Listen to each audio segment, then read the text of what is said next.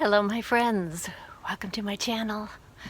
This is Lindy's Magpie Reads, and if you're new here, I'm Lindy, and just this week I have moved from my home in Edmonton, Alberta to Victoria, British Columbia. So that's where I'm filming, on the deck of our new home, and things have been way more hectic than I thought. It's been 37 years since the last time I moved, and I underestimated how much time and energy it would take. I thought I was going to be able to do even a quick Friday reads last week. Didn't happen. I'm going to not catch up with all of the books that I've done in the last 2 weeks because there's too many, and I've got other things to tell you about, but I will tell you about, I think, 5 that I have finished since my last Friday reads. So stay tuned for that. There'll be 3 that are by trans authors, and the final book that I'm going to talk about is my favorite of the 5. But before I get to that, what can I tell you about the move? I think I'll just include some scenes at the end, if you want to stick around for that. A little bit about our movers. Their names are Mulu, Gabar, and Kyle, and they're a fantastic team. I really appreciate them, and getting all our stuff here in good order. But we are still unpacking. There's many boxes, and this house is smaller than the one we lived in before. So we did downsize, not enough, obviously. So we're still figuring out where everything's gonna go. And one of the first things that I did after I moved here was go to the Greater Victoria Public Library to get myself a library card. And they have some pretty weird and wacky looking choices. They all had brains on them, so I chose this creative mind one. There's even a little teeny tiny card that you put on your keychain to be handy to have it with you all the time, which is pretty cool. And at the what they call it, fast reads, the 1-week loans, I spotted The Circle by Katharina Vermette. Very excited about reading this. I'm about 2/3 of the way through. There, that's the size where you can see. It's really good. It's the 3rd in a trilogy. I'll tell you more about it next week. And I also picked up Women of the Fur Trade by Frances, what's her name? Concan. This caught my eye because it's a play. According to the back, it was a winner of the Toronto Fringe Best New Play contest. This played at the Stratford Theatre Festival this year, and I was at Stratford in September, but Women of the Fur Trade was on one of the smaller stages, and the play changes fairly often, and so during the time that I was there, this one wasn't one that was mounted. So I did not see the play, but I'm happy that I'm going to be able to read it instead. Okay, now in other news, since my last video, the Giller shortlist has been announced, and I'm on a shadow jury with my friends Penny and Jolene, and we are going to try and pick our favorite book out of these 5 before the official winner is announced in November. So the 5 books on the shortlist include The Islands by Dionne Irving. It's a collection of short stories about women in Jamaica or from Jamaica who have moved to other places. There's a work of metafiction called The Double Life of Benson Yu. It's by Kevin Chong. It's a very inventive story about an adult who's using himself as a character in a novel that he's writing, and he's attempting to create a better childhood for himself by using himself in this novel. But the two end up meeting and interacting with each other. Like I said, it's metafiction, it's lots of fun.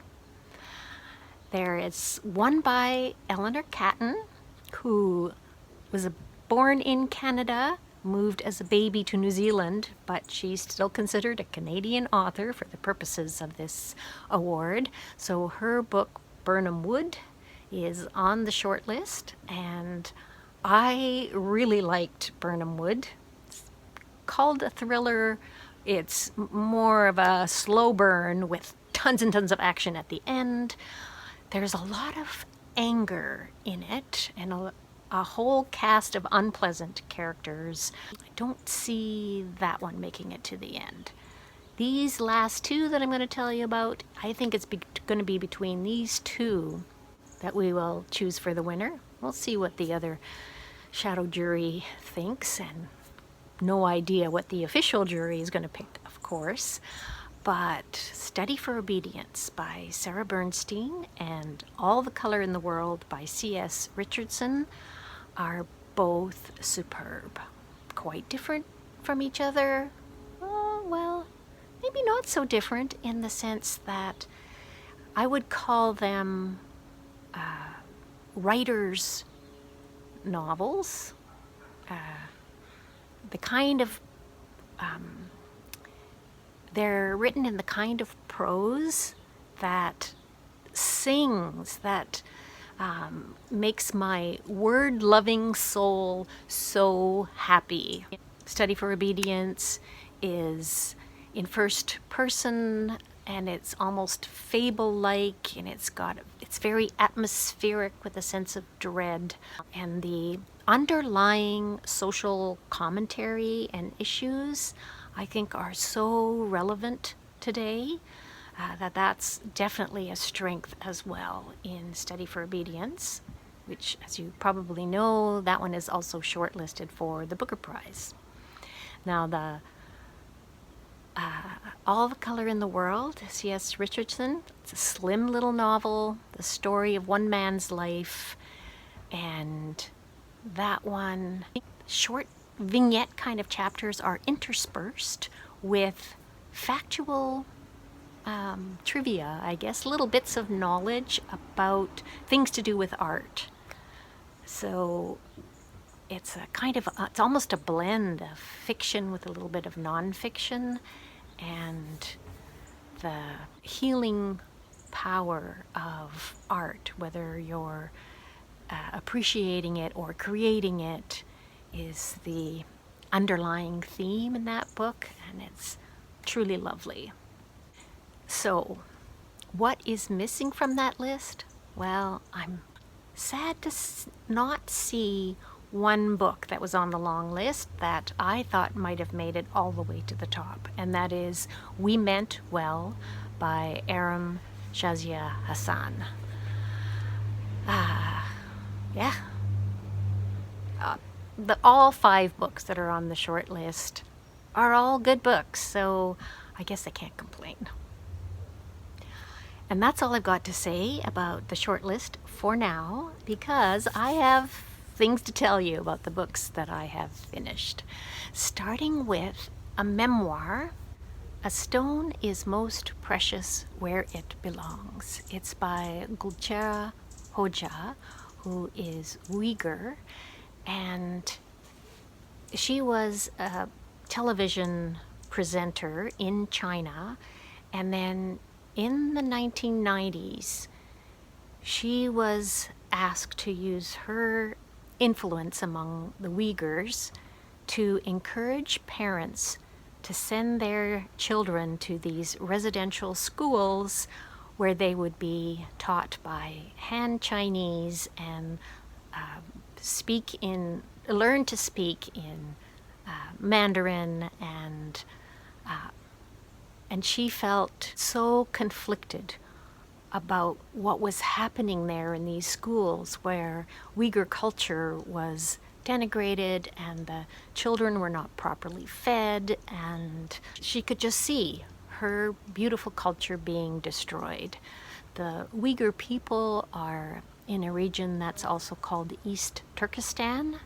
That's part of China. And genocide is going on. So this memoir was fascinating because she ended up defecting, and she made it to the US in the early 2000s. And there were repercussions for her family. We learn all about this in this really moving memoir. I actually listened to this in audiobook read by Sarah Suzuk. So these next 3 books are all by queer authors. I said there were 3 by trans authors. That was not correct, because this first one is by a queer comic artist who also calls herself a lesbian, Melissa Capriglione, and the book is called Basil and Oregano. It's a graphic novel for young teen readers, and it's kind of a blend of boarding school magic and, I don't know, the Great British Bake Off, something like that, because it is a cooking school for witches, and 2 of the students there, 2 of the girls, fall for each other. It's a romantic comedy, and the friend group includes a trans femme character and a non-binary character. You can tell that there's some manga influence with some little kawaii inserts. I'll show you what I mean. The art uses some of the sort of antique-y kind of colors. It looks a little bit old-fashioned, but also fun and bubbly. These next 2 books are definitely by trans authors. First, The Call Out, a novel in rhyme. It's by Kat Fitzpatrick. It's in the same rhyme scheme as Eugene Onegin by Alexander Pushkin, which is also the style that Vikram Seth used for his novel in rhyme, The Golden Gate, which I read years ago when it first came out, and Kat Fitzpatrick credits both of those authors. So it's set in contemporary Brooklyn, and there's trans dyke drama going on, and it's via social media. I'm going to read you the very first page. It's as if it was posted by someone with the handle Eunuch Onegin. The title of this chapter: A year begins with some flirtation. New Year. Of course, I went out drinking. Everyone knows that I'm a lush. Talk is much jollier than thinking. You're never so light as in a crush. A friend of mine had a shift bartending, stirring up Negronis and hand-blending frozen margaritas like a pro, and everyone who was in the know had come to drink her potent potions. The bar was full, the bar was loud. What else would you expect from a crowd with testo voices but estro emotions? Sexy mean and kinky dork, half the damn trans girls in New York. And it goes on. Each chapter is 1 month in a year. Yeah. And an incident happens where this person is called out, and yeah, drama, like I said. It's quite fun. The cover of this book was done by the trans comic artist Bishakh Kumar, who I've talked about before because of her books Spellbound, a graphic memoir, and Apsara Engine. There are a couple of other books that came to mind as I read this, including The Emperor's Babe by Bernadine Evaristo and The Subtweet by Vivek Shraya. Now, The Emperor's Babe is in verse and the subtweet is not, but in the subtweet there are trans characters, and it has to do with miscommunication in social media, and that's why I would say if you like the subtweet, give the call out a try. Next up is another graphic novel, The Boys' Weekend by Mattie Lubchansky. This is set in the near future. I think you can see on one of the panels the year. It's something like 2038, maybe? In the 2030s, anyway. And our main character is trans, feminine, attracted to women. And the situation at the beginning is she has been invited to be best man for her best friend from college. And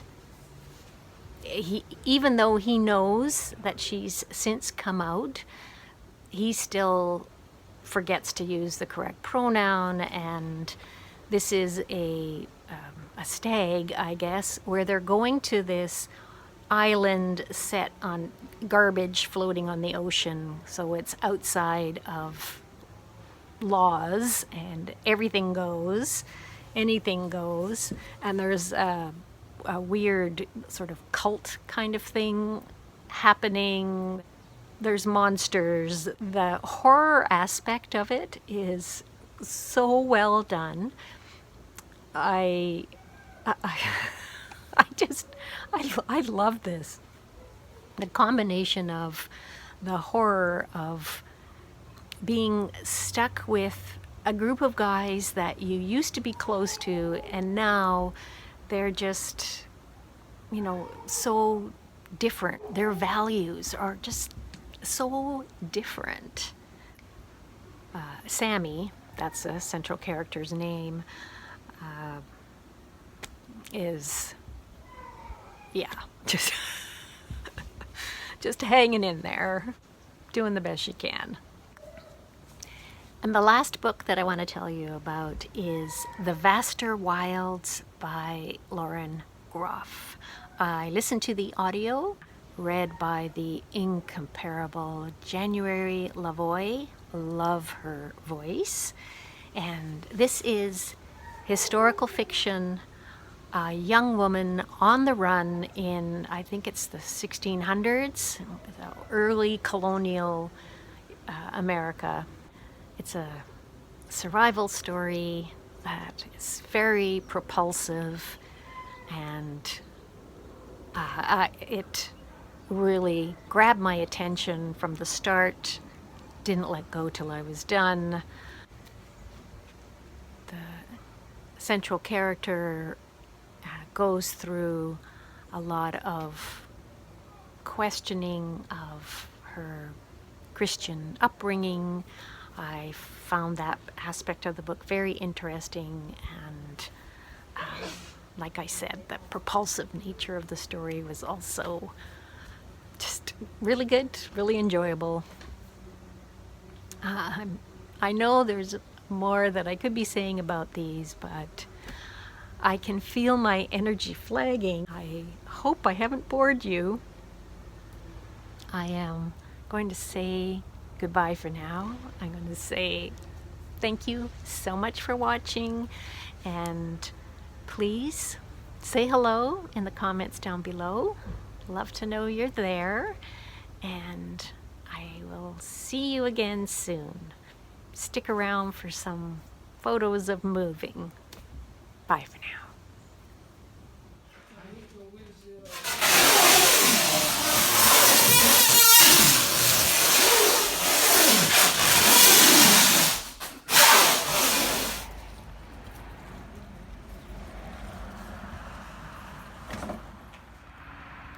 Smile! Cecil long time. Yeah? Cecil